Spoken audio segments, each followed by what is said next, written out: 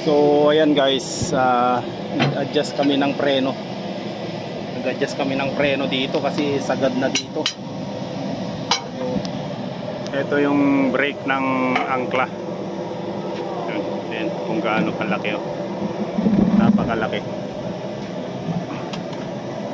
So pinalambot namin tong ano na to, adjusting screw. Itong ginagrasahan ni Tim. Tim, hi ka muna. Hi, mga followers ni sir. Yeah. Please subscribe. Subscribe. Ayan. So in-adjust namin to. Pinaiksihan namin para mas malakas yung preno. Para tataas yung tread dito. Kasi sagad na yung tread dito. Wala ka labon?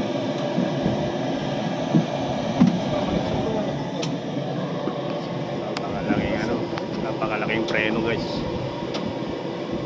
Saan sa mo? Sige na. Higpitan mo ni 24 o 24 man eh. 24. Higpitan to, higpitan. Kuha na lang ulit sa pupa. Kuha na lang ng bago. Mayroon tayong katala kanina.